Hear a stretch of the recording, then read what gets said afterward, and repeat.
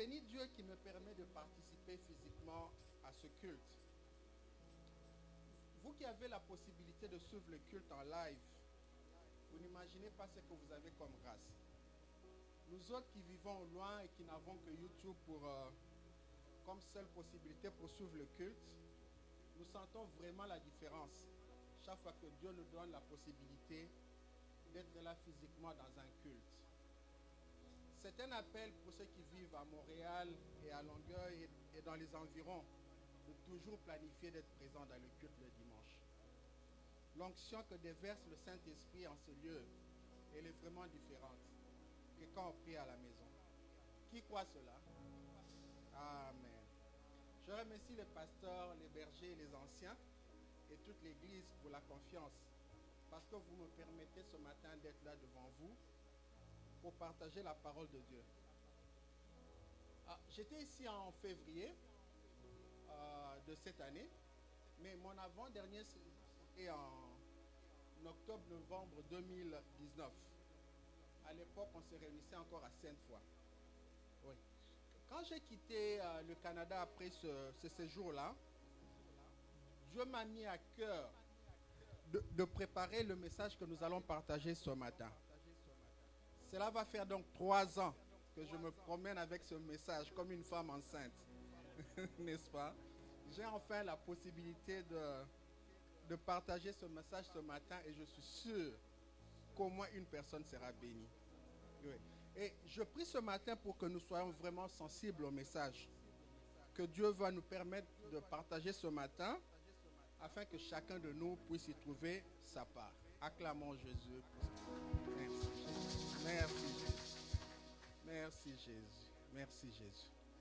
Alors, sans plus tarder, nous allons lire le message principal de ce matin.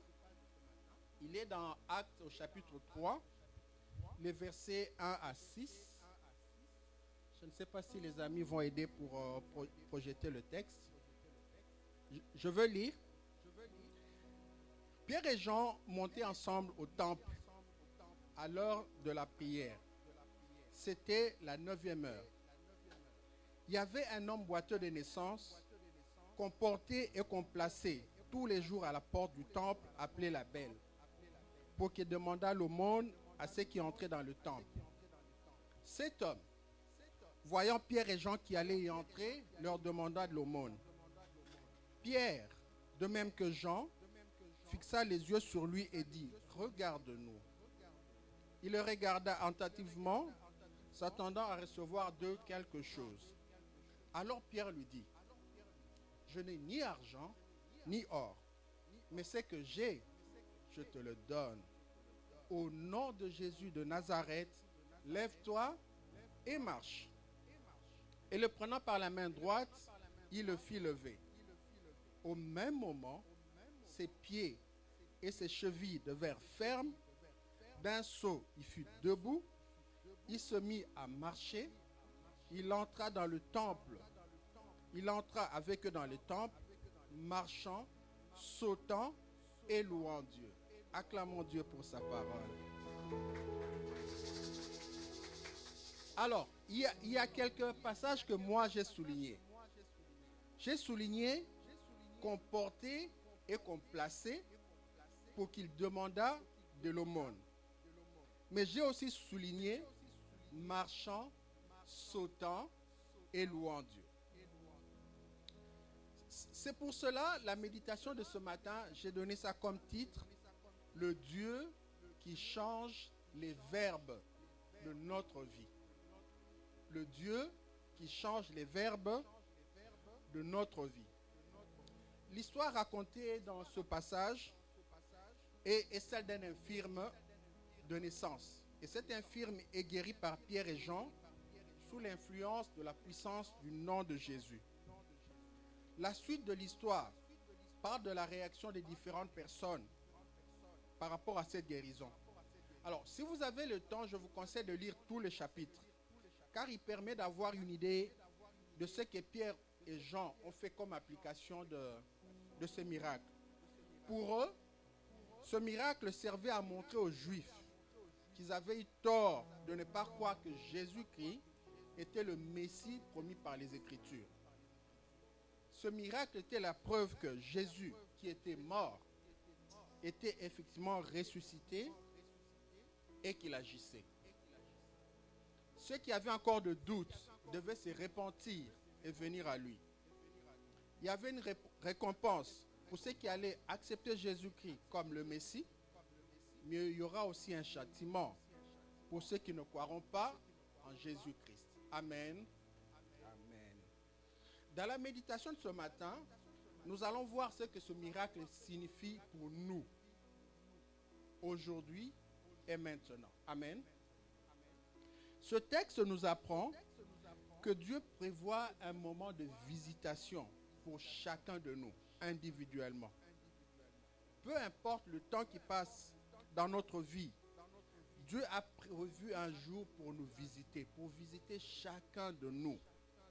Nous devons continuer à nous attacher à lui, même si le temps passe. Même si nous le voyons à l'œuvre dans la vie des autres et non dans notre vie. Mais avant d'aller plus loin, nous voulons un peu voir le contexte du passage d'aujourd'hui. Le livre des Actes est le 5e livre du Nouveau Testament. Il vient après les 4 évangiles. Luc, qui a écrit ce livre, n'a pas marché avec Jésus, comme Pierre, Jean et les autres, n'est-ce pas? L'identité de Luc n'est pas très bien connue. Il est le seul auteur du Nouveau Testament qui était païen, mais qui après s'est converti. Et quand nous lisons Colossiens chapitre 4, verset 14, nous apprenons que Luc était médecin. Et c'est Luc qui a aussi écrit l'évangile de Luc, bien évidemment. Amen. En fait, Luc était un compagnon de Paul. Il a accompagné Paul dans ses voyages missionnaires et principalement dans son voyage vers Rome, là où Paul devait être jugé devant César. Pour certains commentateurs de la Bible, ils estiment que Luc a écrit ce livre comme une plaidoirie en faveur de Paul. Une plaidoirie qu'il a développée pour préparer la défense de Paul à Rome. En fait, une plaidoirie, c'est juste le discours qu'un avocat fait devant le tribunal en faveur d'un client. Mais le livre des Actes, c'est aussi un livre d'histoire. C'est le livre qui nous permet de comprendre la naissance de l'Église. Et c'est le seul livre historique dans le Nouveau Testament. Alors que dans l'Ancien Testament, il y a 12 livres historiques. Il y a les livres des rois, il y a les livres des chroniques et d'autres livres encore. Amen. Alors, quand nous lisons le livre des Actes, l'un des versets les plus importants, c'est Actes au chapitre 1er, verset 8.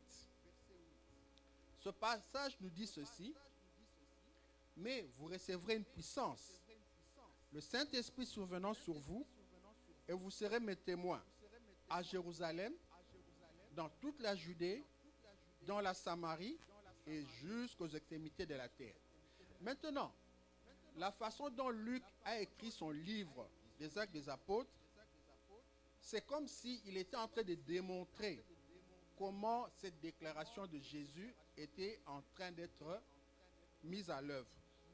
Donc, en étudiant le livre des Actes, vous allez vous rendre compte que l'histoire se passe d'abord à Jérusalem. Ça, c'est de Actes, chapitre 1er, verset 1, jusqu'à Actes, chapitre 6, verset 7. Là, nous sommes à Jérusalem. Mais quand nous passons au verset 8 de Actes, chapitre 6, nous sommes en Judée. Et nous restons en Judée jusqu'à Acte 9, verset 31. Et ensuite, nous passons à Samarie. À partir de Acte 9, chapitre 32, Acte 9, verset 32, jusqu'à Acte 12, verset 24. Et enfin, à partir de Acte 12, verset 25, l'évangile part à la rencontre des païens dans le reste du monde, jusque le jour est arrivé aussi à Longueuil, où il nous a touchés. N'est-ce pas? Donc, nous suivons le voyage de l'évangile jusqu'à Rome, qui était à l'époque considéré comme le centre du monde. n'est-ce pas? Et à partir de là, l'évangile s'éparpille, comme je dis, jusqu'à nous atteindre là où nous étions. Donc, notre texte d'aujourd'hui, en fait, nous sommes dans la première phase de la propagation de l'évangile parce que nous sommes encore à Jérusalem. Amen. Alors, si nous parcourons le début du livre des Actes, nous voyons que le premier chapitre nous parle de l'ascension de Jésus. Le deuxième chapitre nous parle de la première Pentecôte après le départ de Jésus, ainsi que le début de l'Église. Et les deux derniers versets du deuxième chapitre, ce sont les versets 46 et 47. Il dit ceci, si on peut projeter, s'il vous plaît. Ils étaient chaque jour tous ensemble assidus au temple. Ils rompaient les pains dans les maisons. Ils prenaient leur nourriture avec joie et simplicité de cœur, louant Dieu, trouvant grâce auprès de tout le peuple. Et le Seigneur ajoutait chaque jour à l'église ceux qui étaient sauvés. Oui, anciens, Dieu va ajouter à l'église ceux qui seront sauvés. Ils vont venir. Ils vont venir. Ce passage montre que les premiers chrétiens ne formaient pas les églises comme les églises existent aujourd'hui. En fait, ils continuaient à aller au temple tous les jours, comme tous les autres juifs. La seule différence entre ces premiers chrétiens et les juifs, c'est que ces chrétiens avaient compris que Jésus était bel et bien le Messie, dont l'Ancien Testament parlait, tandis que les autres juifs allaient au temple, mais ils continuaient à attendre le Messie. Amen. Alors, c'est donc dans ce contexte que nous sommes au chapitre 3. Là où nous voyons Pierre et Jean en train de se rendre au temple. Alors, il est intéressant de lire Actes chapitre 1er et verset 1er avant de plonger dans le texte du jour. Le verset, il dit ceci. Théophile, j'ai parlé dans mon premier livre de tout ce que Jésus a commencé de faire et d'enseigner dès le commencement. Alors, moi j'ai souligné, c'est que Jésus a commencé de faire. Amen. En fait, ce que Luc est en train de nous dire, c'est quoi? C'est que pendant tout son ministère terrestre, Jésus avait seulement commencé à faire. Et en fait, il a raison. Parce que ça fait 2000 ans maintenant, plus de 2000 ans, après son passage sur la terre, Jésus, il continue à faire. N'est-ce pas? Et aujourd'hui encore, il va faire enseigner. Qui croit que Jésus continue à faire? Alors, parce que vous croyez, Dieu va honorer votre foi et il va agir dans votre vie. Amen. Alors, nous voulons un peu voir comment Jésus a agi dans la vie de cet infirme. Donc, nous avons compris que Pierre et Jean allaient au temple. Ils y allaient, ce n'était pas par accident. C'est parce que c'était leur coutume, n'est-ce pas? Tous ceux qui avaient cru en Jésus-Christ continuaient à aller au temple. Alors, nous pensons parfois qu'après la mort de Jésus, les gens se sont mis à écrire le Nouveau Testament, à bâtir des églises directement. Non, ce n'était pas comme ça. Pour les Juifs à Jérusalem, croire que Jésus était le Messie était la confirmation de ce que les prophètes avaient dit. Dans ce qui était considéré à l'époque comme les Écritures et que nous appelons aujourd'hui l'Ancien Testament. Pierre et Jean allaient au temple à la 9e heure. Dans la façon de compter des Juifs, cela signifie qu'il était 15 heures ou 3 heures de l'après-midi. Parce qu'à l'époque, 2 fois par jour, tous les jours, le sacrificateur devait brûler un sacrifice pour Dieu. Nous voyons ça dans Exode au chapitre 29, les versets 38 à 42, ou bien dans Nombre 28, les versets 3 jusqu'à 8. Il s'agissait du sacrifice du matin et du sacrifice du soir. Cela veut dire que Pierre et Jean allaient au temple au moment du sacrifice du soir. Et beaucoup de Juifs allaient aussi au temple au moment des sacrifices. Certains, c'était pour adorer Dieu. Mais d'autres y allaient juste comme un spectacle. Donc, ces sacrifices, ils viennent. Parfois, nous aussi à l'église, nous venons comme ça. Donc, il y a d'autres qui viennent pour adorer Dieu, d'autres juste pour... c'est un spectacle. Mais pour Pierre et Jean, ils y allaient pour la prière. Car le verset parle de la prière et non du sacrifice.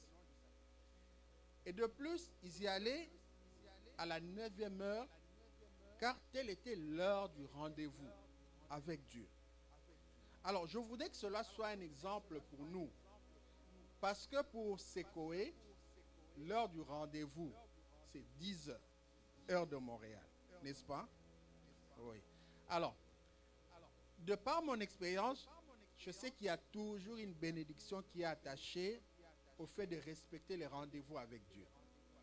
Alors, ma prière pour cette église est que Dieu puisse nous rendre conscients de ce fait-là, de cette bénédiction qui est attachée au respect de l'heure de rendez-vous, afin que nous devenions plus ponctuels dans la maison de Dieu. Alors, Pierre et Jean allaient entrer dans le temple, mais juste au moment d'y entrer, un homme leur demande de l'aumône. La Bible dit que cet homme était boiteux de naissance et que tous les jours, on le portait et on le plaçait devant l'une des portes du temple pour qu'il demandât de l'aumône. Le nom de cette porte, c'était la Belle Porte. Alors, on ne sait pas pourquoi il demandait l'aumône à cet endroit précis. Mais ce qui est clair, c'est qu'il ne pouvait pas entrer dans le temple. Car la loi juive dit ceci dans 2 Samuel 5 au verset 8. C'est pour cela qu'on dit, l'aveugle et le boiteux n'entreront pas dans la maison. Sous-entendu, la maison de Dieu. Oui, les personnes ayant une malformation physique n'avaient pas accès au temple. Cela est aussi dit dans Deutéronome au chapitre 23, verset 1er. De même, Lévitique au chapitre 21, verset 17 à 21, précise que toute personne ayant une malformation corporelle ne pouvait pas offrir un sacrifice à l'Éternel. Mais ce matin, je voudrais rendre gloire à Jésus-Christ. Car la Bible nous dit en Matthieu 8, verset 16, que Jésus a pris nos infirmités, qui s'est chargé de nos maladies. C'est pour cela, quel que soit mon état physique, quel que soit mon état de santé, je peux élever les mains et offrir des sacrifices d'adoration, des sacrifices de louange, des sacrifices de l'action de grâce à mon Dieu, le Seigneur Tout-Puissant. Acclamons pour Jésus. Jésus. Cet homme qui mendiait était un adulte. Quand nous lisons Actes au chapitre 4, le verset 22, il est dit que cet homme était âgé de plus de 40 ans. Plus de 40 ans. Cela veut dire qu'il était peut-être devant le temple durant le ministère terrestre de Jésus. C'est Jésus qui avait bouleversé Jérusalem. Mais il a été crucifié. Il est mort. Il est ressuscité. Il est apparu à plusieurs et finalement il est monté au ciel. Mais pendant tout ce temps-là, cet homme était là, tel que Jésus l'avait trouvé, infirme, assis devant le temple pour demander de l'aumône. Mes frères, mes sœurs, beaucoup d'entre nous, nous sommes dans cette situation-là. Nous voyons Dieu transformer des vies autour de nous, mais notre situation ne change pas. C'est comme si Dieu nous avait oubliés. Et c'est parfois même comme si nous ne sommes même pas dans son agenda. N'est-ce pas? Pire encore, la Bible nous dit que tous les matins, on portait cet homme et on le déposait à la porte du temple. Qu'est-ce qu'on peut dire de cet homme? On peut donc dire que sa vie était caractérisée par 3 verbes. Toute sa vie. Il y avait le verbe porter, il y avait le verbe déposer, Il y avait le verbe demander. C'était ça sa vie. On le portait, on le déposait, il demandait. Et la Bible dit, il le faisait tous les jours. Car si on le portait et on le déposait à cet endroit chaque matin, cela veut dire que chaque soir, on devait de nouveau le porter et le déposer le matin. Et entre ces deux instants, il passait son temps à faire quoi? À demander de l'aumône. Amen. Sa vie, donc, s'est limitée à être porté matin et soir, être déposé matin et soir, et demander de l'aumône toute la journée et tous les jours. Alors, je voudrais que nous prenions un peu de temps pour regarder dans nos propres vies. Là, on est en train de regarder la vie d'une autre personne, mais regardons dans nos propres vies. Et essayons un peu de voir ces verbes-là qui caractérisent nos vies à nous. Pour cet homme, ces verbes, c'était, comme j'ai dit, porter, déposer, demander de l'aumône. Quand nous regardons nos propres vies, quels sont les verbes qui les caractérisent? Est-ce que nous avons même le temps de penser à ces choses-là? Sinon, je voudrais que nous prenions un peu de temps pour y réfléchir. Peut-être que pour certains d'entre nous, parmi les verbes qui caractérisent leur vie, nous avons des verbes tels que emprunter tout le temps de l'argent, toujours habiter chez les gens, échouer en classe, se prostituer pour vivre, faire des avortements, divorcer, voler, tricher, se faire révoquer du travail, toujours faire faillite dans les affaires, n'est-ce pas? Se faire rejeter par les garçons, se faire rejeter par les filles, passer toujours d'un homme à un autre, passer toujours d'une femme à un autre, toujours se faire escroquer, toujours perdre des êtres chers. Et on peut continuer comme ça, la liste peut continuer comme ça par rapport à ces verbes qui sont toujours là dans nos vies. Et chacun de nous peut se retrouver dans ce genre de verbes, soit dans sa vie passée, soit dans sa vie actuelle. Oui, mon frère, ma soeur, dans ta vie, quand tu l'examines, quel est ou quels sont les verbes qui dominent? Les verbes qui sont là tout le temps dans sa vie, dans ta vie. Quels sont ces verbes qui sont toujours présents dans ta vie? Même quand tu changes de pays, tes verbes t'accompagnent. Quels que soient les temps, quelles que soient les circonstances, ces verbes sont toujours là dans ta vie. Quels sont ces verbes? Est-ce qu'on peut prendre quelques secondes pour réfléchir? Quels sont ces verbes dans nos vies?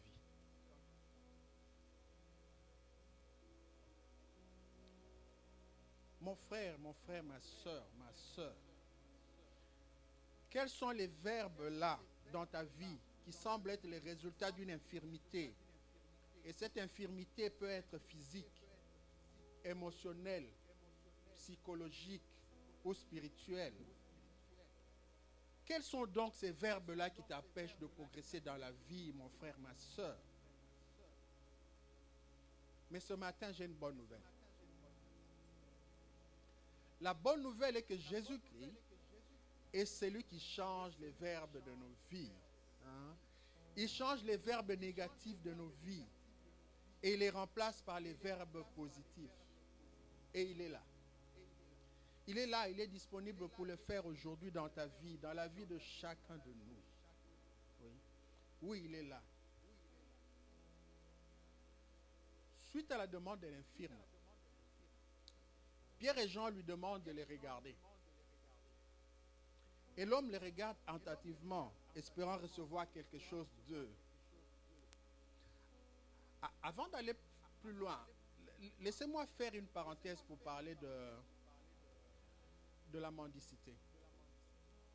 Alors, je vis dans un pays, bon, je circule beaucoup, hein, mais pour le moment, je vis au Mali.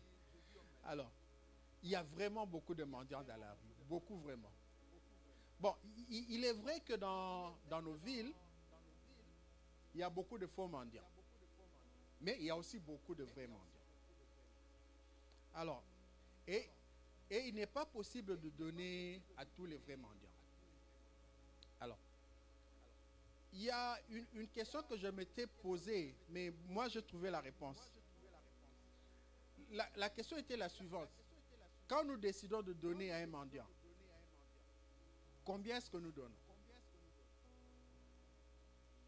Bon, je ne crois pas qu'il existe une règle pour dire qu'à un mendiant, il faut donner tel montant.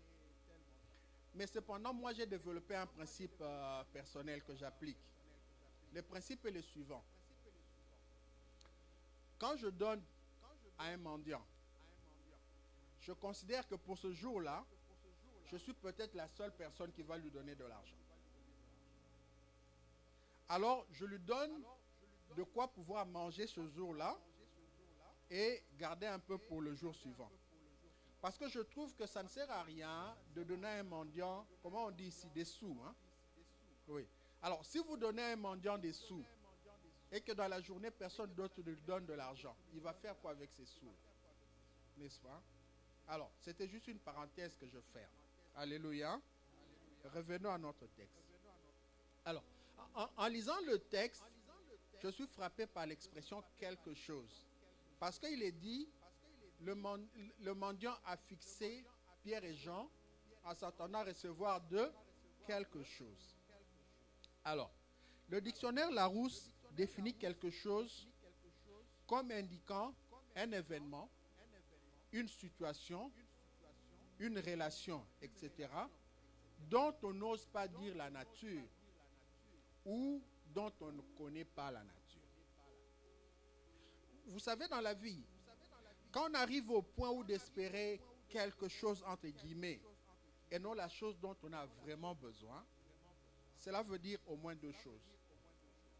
Soit qu'on espère plus recevoir la vraie solution à son problème, soit qu'on est fatigué d'en parler et qu'on est prêt pour recevoir n'importe quoi.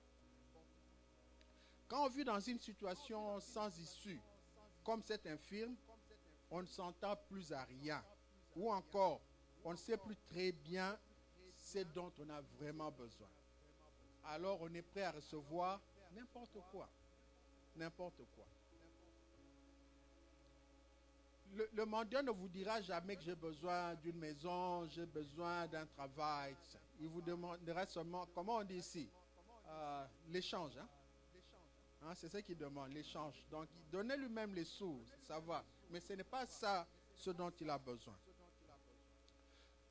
Quand nous sommes dans une situation pareille, même quand nous prions, nous ne sommes pas capables d'être précis dans nos prières. Cette situation qui dure, ces verbes qui ne changent pas dans nos vies, sont une épreuve à notre foi. À tel point que nous ne savons plus demander à Dieu de choses précises.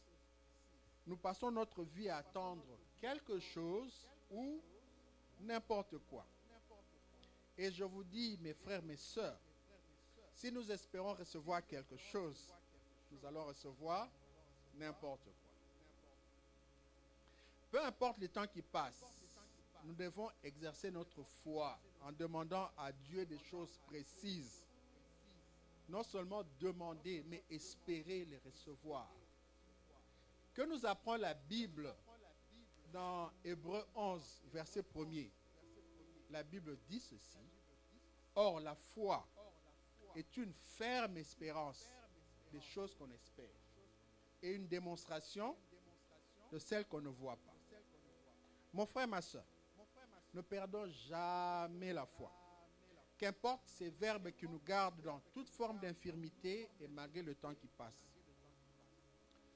Pendant que beaucoup pensent que le temps qui passe nous éloigne de notre destinée, moi j'ai une autre façon de voir les choses. Je me dis toujours, plus le temps passe, plus ma destinée se rapproche. Oui, plus le temps passe, plus j'avance vers ma destinée. Acclamons Jésus. Jésus. Oui. Le temps qui passe nous amène vers là où Jésus veut que nous soyons. Alors, cet infirme s'attendait à recevoir quelque chose de Pierre et Jean. Mais ces deux-là savaient qu'en fait, ils demandaient de l'argent. N'est-ce pas? C'est pour ça qu'ils parlent de l'or et de l'argent en disant qu'ils n'en avaient pas. Alors, quand ils disent qu'ils n'avaient ni or ni argent, il y a deux façons de comprendre cela. La façon la plus simple, c'est de dire qu'effectivement, ils n'avaient pas d'argent sur eux. Et c'est peut-être la compréhension correcte. Mais d'autre part, les disciples devaient avoir discerné que la solution au problème de ce monsieur, ce n'était pas de l'argent. N'est-ce pas?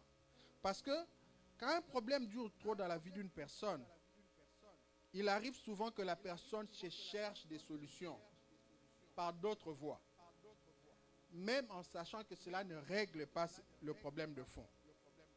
Pour un chrétien, pour une chrétienne, cela peut signifier chercher des solutions en dehors de la parole de Dieu.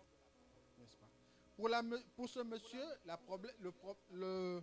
la solution à son infirmité était demander de l'aumône. Tous les jours, il était là pour demander de l'argent.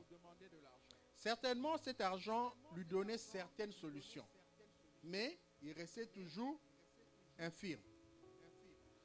À nous autres, il nous arrive aussi à chercher des solutions en dehors de la parole de Dieu.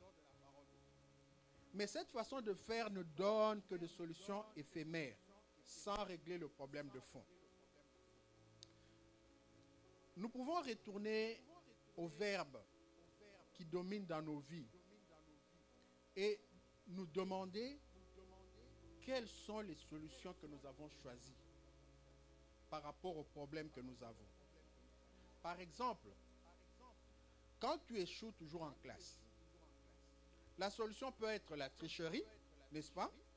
Ou alors chercher la faveur des professeurs par des moyens malhonnêtes, n'est-ce pas?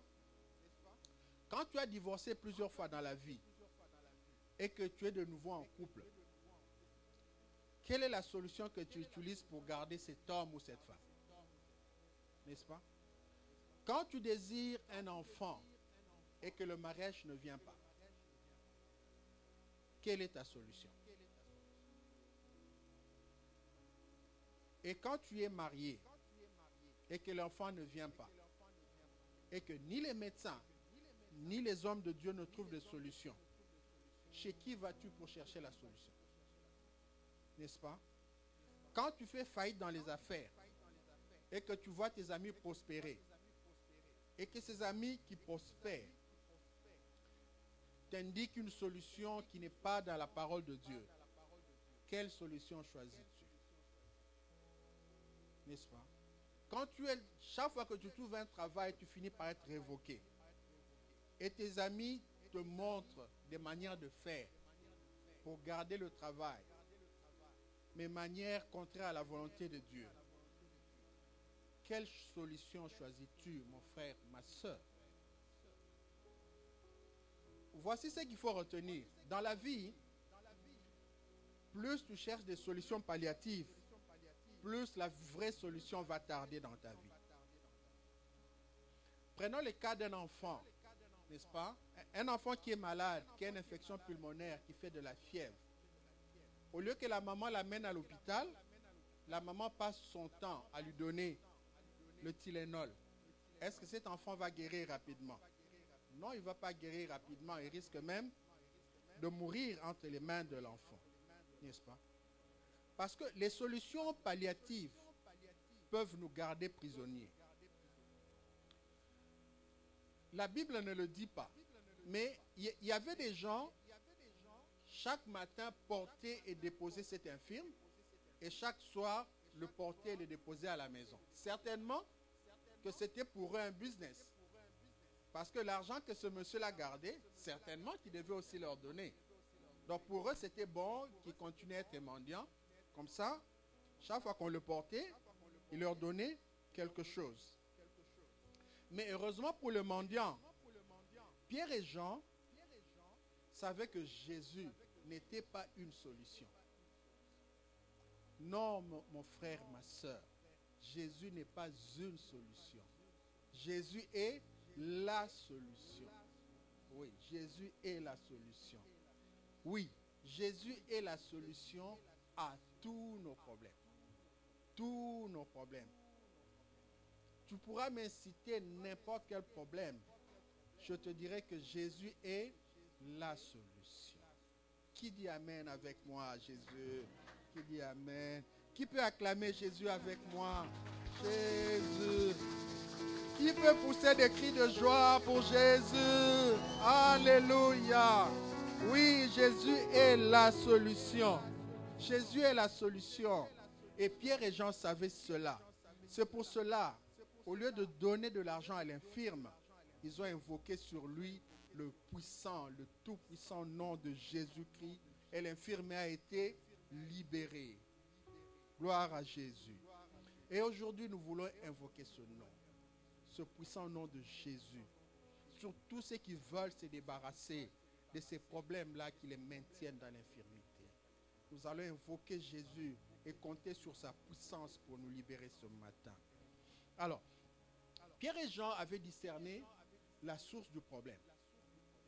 Et ils étaient tellement convaincus par la puissance du nom de Jésus qu'ils ont pris la main de l'infirme et l'ont fait lever.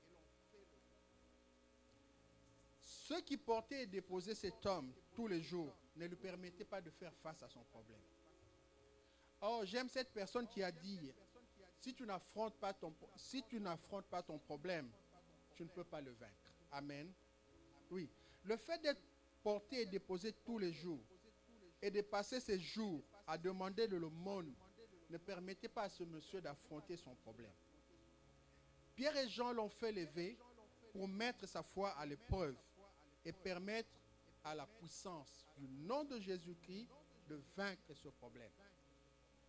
C'est parce que les disciples l'ont forcé à se mettre debout que la puissance du nom de Jésus-Christ a touché ses chevilles et ses pieds. Gloire à Jésus. Oui. Nous devons amener nos problèmes à Jésus-Christ avec confiance. Car Jésus lui-même, qu'est-ce qu'il nous dit dans Matthieu, au chapitre 11, verset 28? Qu'est-ce que lui-même nous dit? Il nous dit ceci, nous lisons. Venez à moi, vous tous qui êtes fatigués et chargés, et moi, je vous donnerai du repos. Oui, Jésus-Christ est là. Il veut nous donner du repos. Pour cela, il ne demande qu'une seule chose, d'aller à lui. Est-ce que nous acceptons cette invitation? Oui. Venez à moi, vous tous qui êtes fatigués et chargés, et je vous donnerai du repos.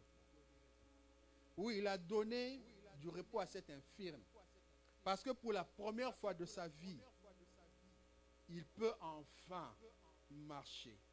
Oui, il peut marcher. Oh, quel bonheur. Je me mettrai à sa place en train de marcher. Non seulement il marche, mais il saute. Et non seulement il saute, il loue Dieu. Regardez mes frères, mes sœurs. C'est que la puissance du nom de Jésus-Christ a fait dans la vie de cette personne. On avait dit que sa vie était caractérisée par 3 verbes.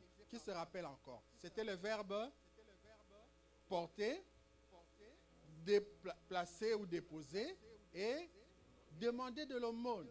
C'était ça les 3 verbes de sa vie. Mais le verbe porter, n'est-ce pas, qui permettait à cet infirme d'aller de la maison jusqu'au temple sur le dos d'une autre personne, est remplacé par le verbe marcher, n'est-ce pas? Il était porté, maintenant il marche, n'est-ce pas? Marcher, c'est le signe de l'autonomie. Il n'a plus besoin d'une autre personne, sinon la personne de Jésus-Christ. On le portait et ensuite on le plaçait ou on le déposait. Quand on le plaçait ou on le déposait, il était à un endroit fixe, n'est-ce pas? Il ne pouvait pas bouger. Mais ce verbe déposer a été remplacé par le verbe sauter, n'est-ce pas? Qui lui permet de se déplacer avec beaucoup plus de facilité d'un endroit à l'autre.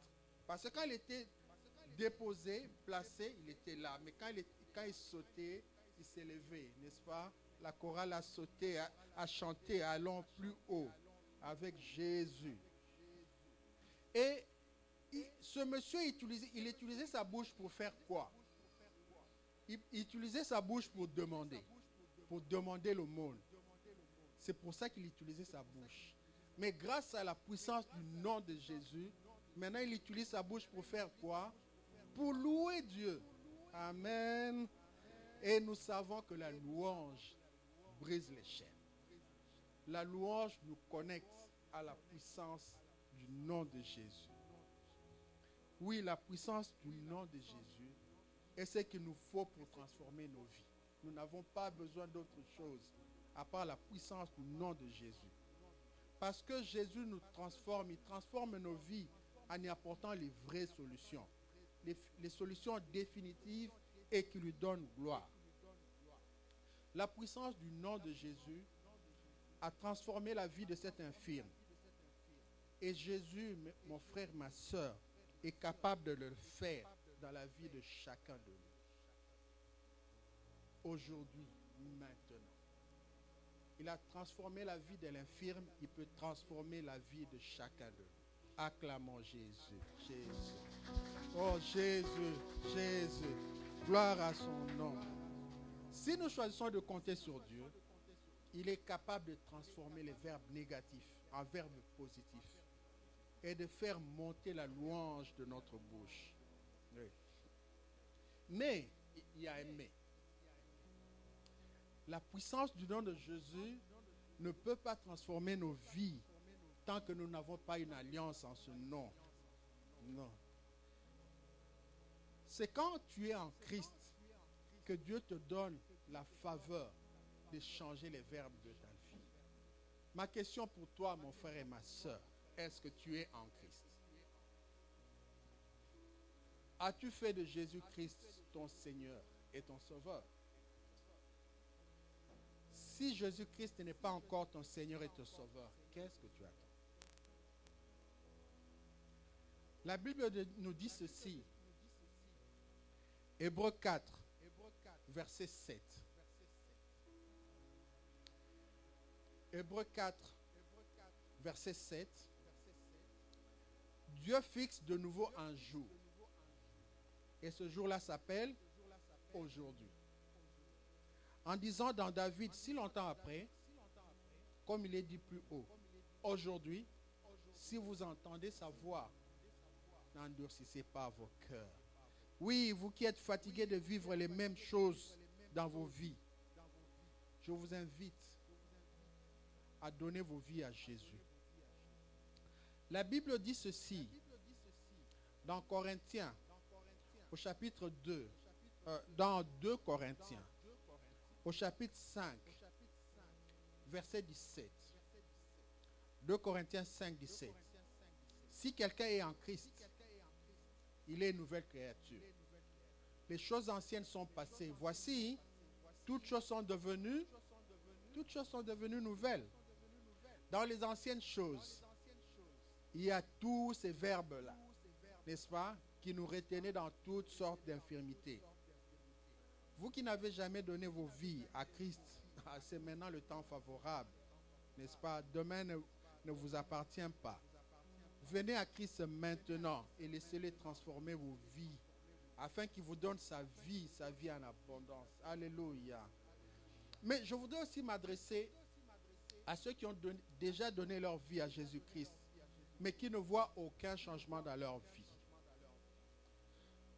Considérons la situation de l'infirme guéri dans ce passage. Durant tout le ministère de Jésus, cet homme était là, à l'entrée du temple. Et il était là tous les jours, nous dit la Bible. Jésus a guéri beaucoup de personnes lors de son ministère terrestre. Il a même ressuscité des morts, mais il n'a rien fait pour ce monsieur. Jésus est mort, il est ressuscité, il est monté au ciel, mais ce monsieur était toujours là, infirme, un mendiant. Mais finalement, oui, finalement son jour est arrivé. Ce jour arrive toujours. Il arrive toujours. Oui, je te dis, mon frère et ma soeur, ton jour finira par arriver et tu seras visité par la puissance du nom de Jésus-Christ. Amen. Oui, ne regarde pas avec envie ceux dont la vie a déjà été transformée par Jésus-Christ. Non, n'envie pas. Ne perds pas espoir si le temps passe sans que ta situation change. Continue à servir Jésus sans rien attendre de retour. Parce que servir Dieu, ce n'est pas un commerce, n'est-ce pas? Afin que nous puissions dire, Seigneur, je te donne ceci, tu me donnes cela. Non, ça ne marche pas comme ça. Même si l'exemple de cet infirme n'est pas un exemple parfait. Mais nous voyons qu'il était à la porte du temple tous les jours. Et c'est là que Jésus est intervenu dans sa vie. J'entends souvent le pasteur nous supplier d'arrêter de suivre les cultes en ligne, mais de venir au culte. Et il a raison. Cet endroit, n'est-ce pas que nous l'avons consacré à Dieu? N'est-ce pas que Dieu est présent en ces lieux? C'est vrai qu'il est partout, il est dans nos maisons. Mais ce lieu est un lieu consacré à Dieu. Cela veut dire que la façon dont Dieu se manifeste dans ces lieux, c'est spécial. C'est différent de la façon dont il se manifeste dans nos maisons. Jésus n'a pas touché ce monsieur dans sa maison, il pouvait le faire. Mais il a touché au temple, n'est-ce pas? Continuons à aimer l'Éternel, ton Dieu. Oui, mon frère, ma soeur, continue à aimer l'Éternel, ton Dieu, de tout ton cœur, de toute ton âme et de toute ta force, comme la Bible nous dit dans Deutéronome 6, au verset 5. Oui, continuons à aimer l'Éternel, ton Dieu, de tout ton cœur, de toute ton âme, de toutes tes forces. Et lui, il va transformer ta vie en son temps et à sa manière. Amen. Oui. Dieu a un temps et il a sa manière pour transformer chacune de nos vies. Et à son temps, il le fera. Chacun de nous a un jour où Dieu va le visiter pour transformer sa vie. Alors, je voudrais terminer. Et pour conclure ce message, je voudrais dire ceci, peuple de Dieu. Arrêtons de chercher des solutions à gauche, à droite, quand nous avons identifié notre problème. Soyons honnêtes avec nous-mêmes et soyons honnêtes devant Dieu pour affronter nos problèmes. C'est ça le secret pour réussir. Même si ce problème devient un défi à notre foi, parlons à Dieu sans nous fatiguer. Même si nous ne voyons pas de résultats, même si la situation s'empire, continuons à parler à Dieu. Notre situation dure parfois à cause des solutions palliatives que nous cherchons.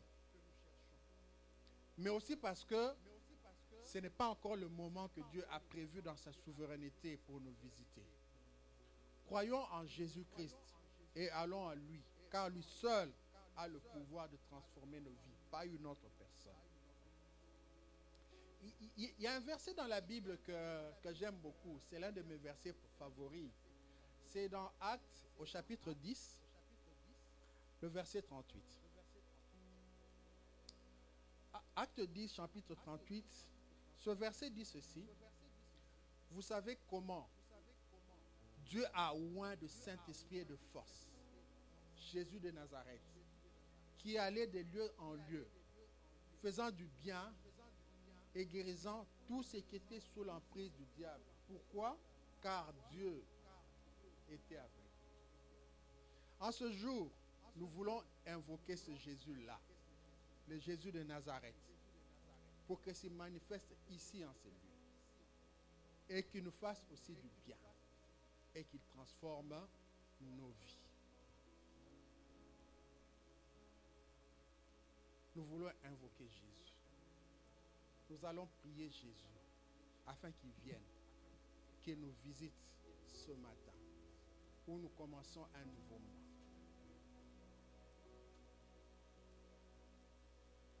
Alors je vais Je vais m'arrêter là et je vais bénir le peuple de Dieu pour l'attention que vous nous avez consacrée et passer le micro pour la suite au berger qui va prier pour nous. Merci beaucoup. Acclame le Seigneur ton Dieu, acclame le Seigneur notre Dieu. Oui,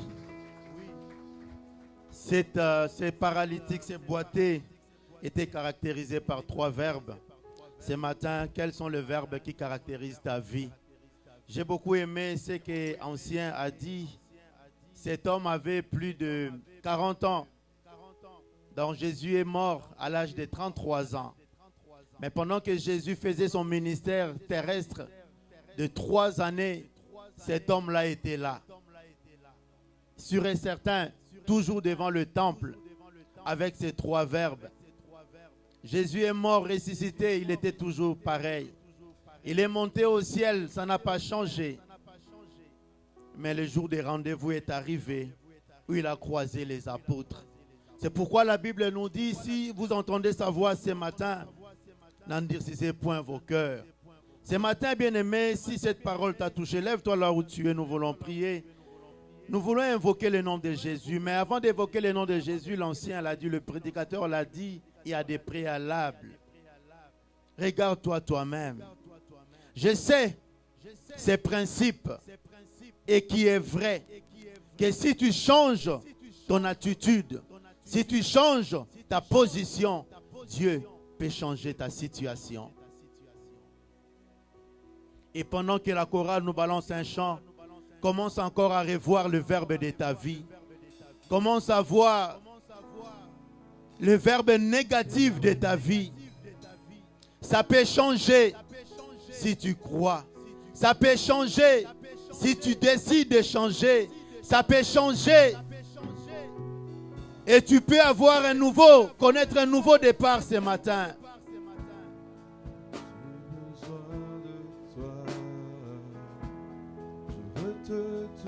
Examine-toi toi-même.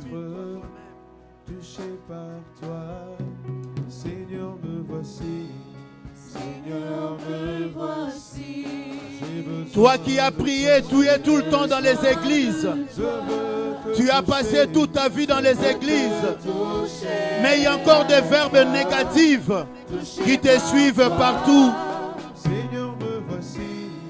Seigneur, me voici. Tu dois accepter d'affronter ces verbes-là, comme on nous a enseigné ce matin. Tu ne peux pas faire semblant de te cacher. Tu ne peux pas faire semblant de faire croire comme si tout va bien. Tu peux changer. Je veux te toucher. Je veux te toucher. Être Touché par toi. Seigneur, me voici. Seigneur, me voici. J'ai besoin de toi, Seigneur. J'ai besoin de toi. Je veux te toucher. Être Touché par toi. Oui, élève ta voix maintenant. Ma prière est que je puisse toucher ton cœur. Quel est ce verbe-là qui t'accompagne? Quelle est ton attitude face à la parole de Dieu? Commence à renoncer, commence à confesser devant le Seigneur. La Bible nous dit quiconque invoque le nom du Seigneur, qu'il s'éloigne de l'iniquité. Nous voulons invoquer la puissance du nom de Jésus, mais nous devons nous retirer de toute iniquité. Tu dois te débarrasser de tout péché dans ta vie. Élève ta voix, commence à parler à ton Dieu ce matin. Parle-lui ce matin, parle-lui ce matin. Tu as des verbes que tu dois renoncer. Tu as des choses que tu dois abandonner ce matin. Oui, tu dois accepter Jésus-Christ dans ton cœur comme ton seul Seigneur et Sauveur. Jésus n'est pas une solution, mais il est la solution à nos problèmes. Il est la solution pour nous. Oui, il est réellement la solution. Comme il a été la solution pour ces boiter. Oui, depuis longtemps, tu boites dans ta foi. Tu boites dans ta vie chrétienne. Parce qu'il y a encore des péchés chéris qui t'empêchent d'avancer, qui t'empêchent de courir plus vite. Décide d'affronter ces faux sentiments.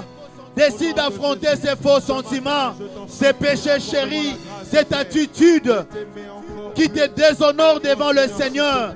Tu peux abandonner cela. D'abandonner tout ce qui te déshonore dans ma vie. Et je veux t'aimer et te servir comme il se doit. Oh oui, Seigneur, me voici. Seigneur, me voici. J'ai besoin de toi. J'ai besoin de toi. Je veux te toucher à toi, touché par toi. Commence à renoncer puisque tu as confessé. Commence à renoncer à cela. Commence à renoncer à ces péchés. Commence à renoncer à cette attitude négative. Commence à renoncer. À toi, touché par toi. Seigneur, me voici. Seigneur, me voici. J'ai besoin de toi. Je veux te toucher. Je veux te toucher à toi, touché par toi. Oui. Si tu n'as pas encore reçu Christ dans ta vie, tu peux le faire. Si tu ne l'as pas encore reçu sincèrement dans ta vie, tu peux le faire ce matin. Et si tu l'as déjà reçu dans ton cœur, mais il y a encore des choses qui t'empêchent de connaître et de vivre l'amour de Christ dans ta vie, tu peux encore renouveler ton engagement ce matin en prenant une décision sincère et honnête de suivre Jésus toute ta vie, de faire sa volonté. Tu peux le faire ce matin. Le temps est encore là. Le temps de la grâce est encore disponible. Le rendez-vous que Dieu nous a donné, il ne veut pas que nous puissions la rater ce matin. Car Dieu est un Dieu de rendez-vous. Je suis perdu sans toi.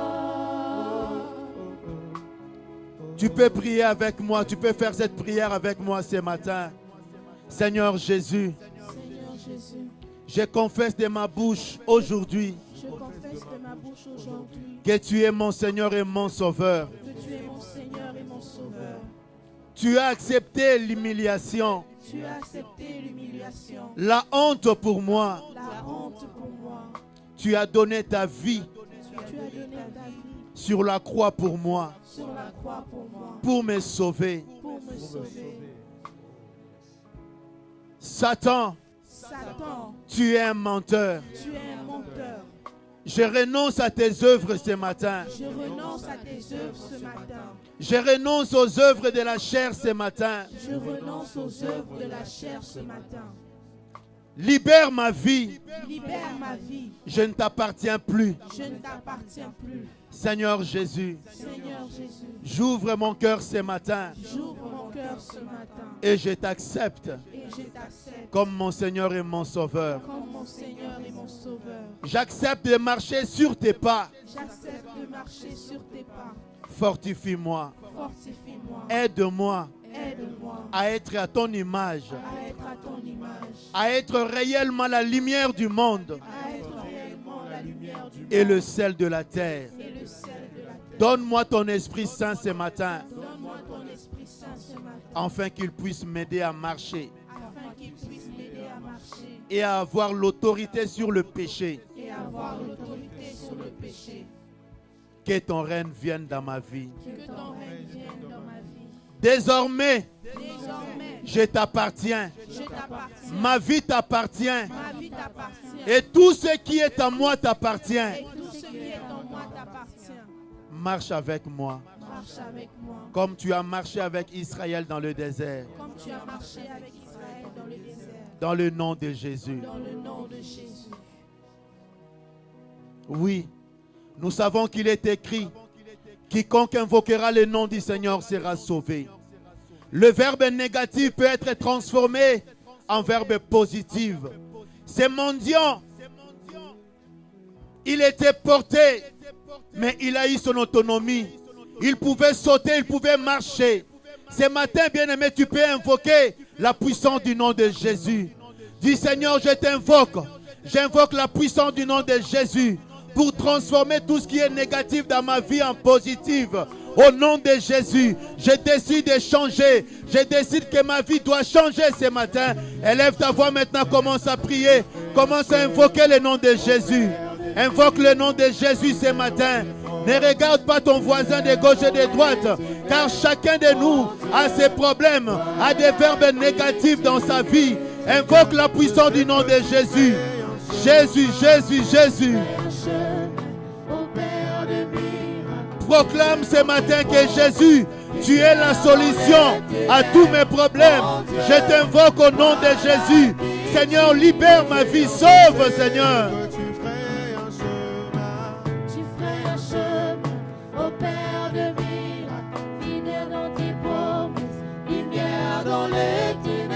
N'arrête pas de prier, bien-aimé.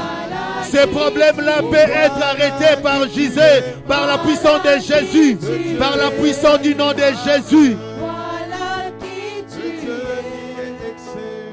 Voilà qui tu es. Voilà qui tu es. Voilà qui tu es. Voilà qui tu es. Voilà qui tu es. Voilà qui tu es. Voilà qui tu es. Écoutez, la Bible nous dit que dans le ciel sur la terre, nous n'avons point reçu un autre nom qui peut sauver que le nom de Jésus. Ce soir, ce matin, tu peux confesser de ta bouche que Jésus, tu es la solution à tous mes problèmes. Et en disant cela, tu commences à citer ces problèmes. Tu es la solution à ma maladie. Tu es la solution à cette maladie. Tu es la solution à ces cancers qui me dérangent. Tu es la solution, Seigneur, à cette perte de vitesse qui me caractérise. Tu es la solution, Seigneur, à telle chose qui boite dans ma vie. Jésus, tu es la solution. Tu es la solution. Élève ta voix, bien-aimée. Commence à prier au nom de Jésus. Commence à proclamer au nom de Jésus. Tu es la solution, Seigneur. Tu es la solution pour nous ce matin. Tu es la solution pour quelqu'un ce matin, Seigneur. Que les boiteux, Seigneur, que les paralytiques marchent ce matin. Que celui qui était en perte de vitesse, Yahweh, Seigneur, récupère la vitesse. Tu peux changer, Seigneur, le négatif en positif. Tu peux changer, Seigneur, la malédiction en bénédiction. Parce que tu es la solution. Tu es la solution. Tu es la solution. Proclame-le ce matin. Proclame, bien-aimé. Jésus donne la résidence. Il donne le papier. Il donne tout. Il peut tout faire. Il est la solution. Il est vraiment la solution. Proclame-le ce matin. Il n'y a aucun autre nom que le nom de Jésus. Le nom de Jésus. Le nom de Jésus, le nom de Jésus, le nom de Jésus, c'est le nom qui sauve, c'est le nom qui guérit, c'est le nom qui ressuscite les morts, le nom de Jésus. Dans les cieux, sur la terre, il n'y a aucun autre nom qui nous est donné dans les cieux et sur la terre. La Bible me dit qu'il n'y a de salut en aucun autre, car il n'y a sous le ciel aucun autre nom qui a été donné parmi les hommes, par lequel nous devions être sauvés.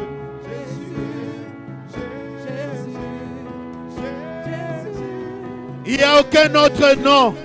Il n'y a aucun autre nom. La puissance du nom de Jésus. Le nom de Jésus libère. Qu'il te libère ce matin.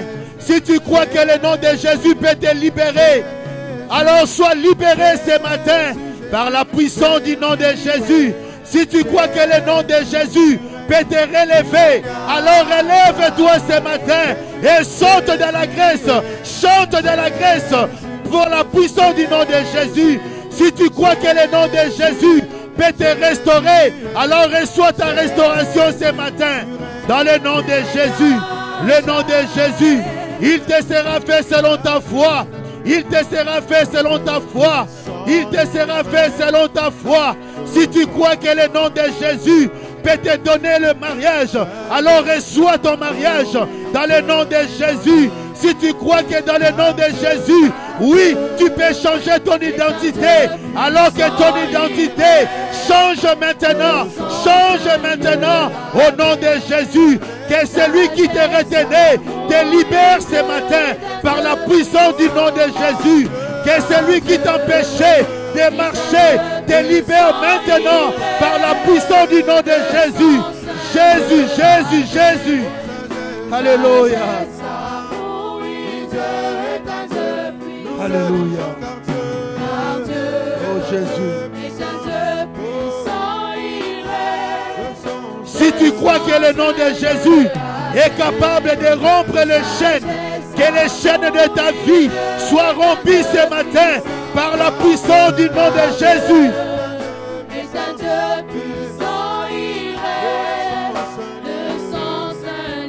Si tu crois que Jésus rend les esclaves libres, reçois ta liberté. Reçois ta liberté ce matin. Sois libre maintenant. Sois libre au nom de Jésus.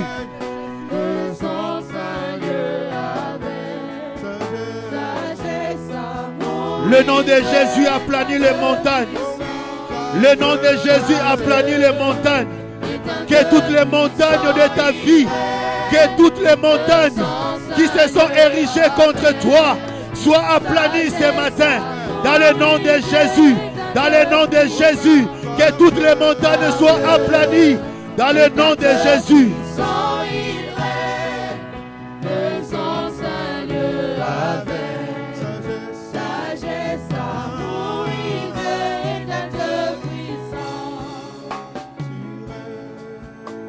Il est écrit, arrêtez, arrêtez, sachez que je suis Dieu.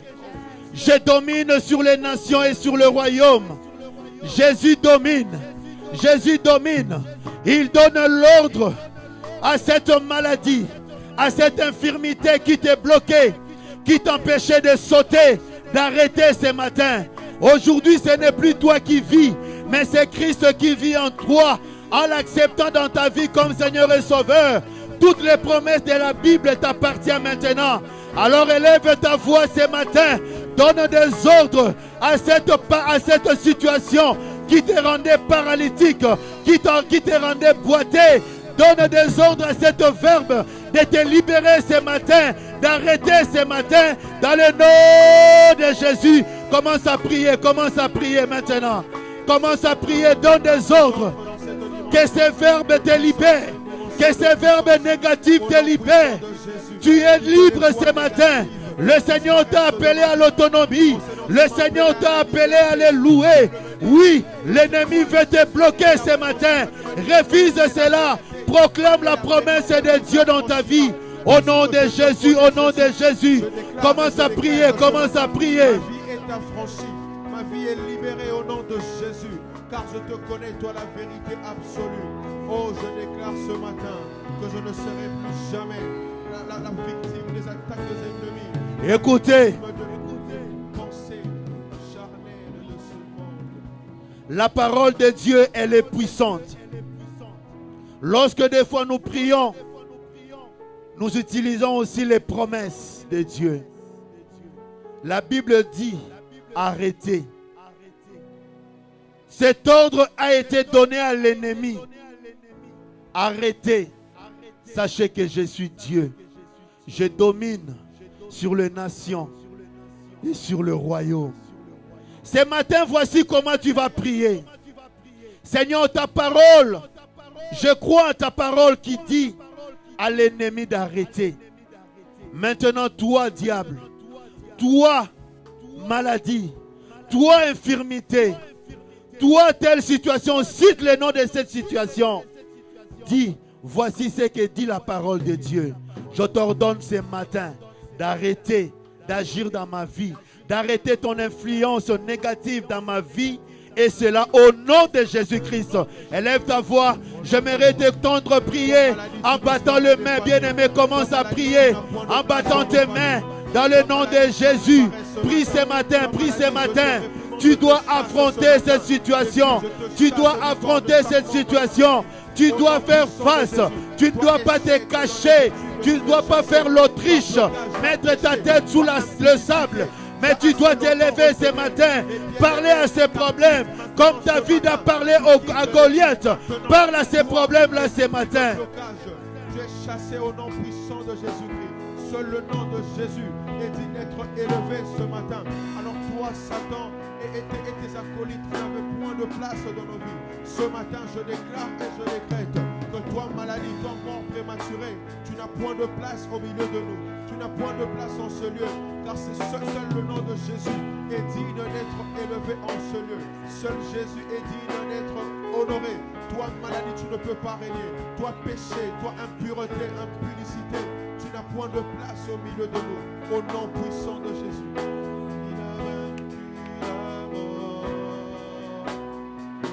Élève tes mains vers le ciel maintenant.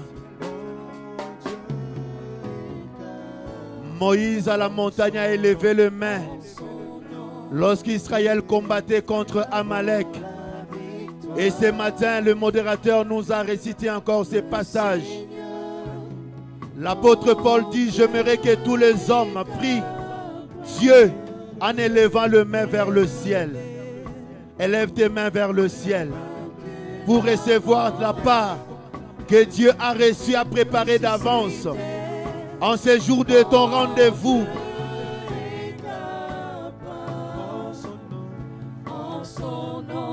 Tu l'as accepté dans ton cœur. Tu l'as accepté, tu as accepté Jésus. Que toutes les promesses de Dieu prennent vie en toi maintenant. Reçois maintenant dans le nom de Jésus ce que ton cœur désire. Reçois ton établissement. Reçois ta restauration et ta délivrance. Reçois la paix que le nom de Jésus te donne ce matin. Nous gardons silence dans la présence de Dieu. Nous gardons silence ce matin. Il est écrit quand un malheureux crie, l'Éternel entend sa voix et il le délivre de toutes ses détresses. La Bible parle de détresse au pluriel. Le nom de Jésus peut te libérer de toutes tes détresses. Si tu le crois ce matin, alors qu'il te soit fait selon ta foi. Si tu crois que Jésus peut opérer dans la dimension prophétique, alors qu'il te parle ce matin. Si tu crois que la puissance du nom de Jésus peut te donner la vie, alors reçois la vie ce matin. Reçois la vie ce matin. Nous condamnons dans le nom de Jésus toute infirmité. Dans ta vie, ma soeur, dans ta vie, mon frère, nous les condamnons ce matin dans le nom de Jésus. Comme il est écrit, arrêtez. Nous ordonnons à toute influence du diable d'arrêter d'agir dans ta vie maintenant. Libérez maintenant dans le nom de Jésus. Père, voici ces mains élevées vers toi, Seigneur. Parce que nous savons que du ciel viendra notre salut. Du ciel viendra, Seigneur, la bénédiction de tout un chacun. Dépose entre nos mains, Seigneur, ce que tu as prévu d'avance pour cette église et pour mon frère et ma soeur. Que le nom de Jésus soit réellement un appui pour tout un chacun. Que le nom de Jésus soit réellement la solution à tous nos problèmes. Dans le nom de Jésus que nous avons ainsi prié.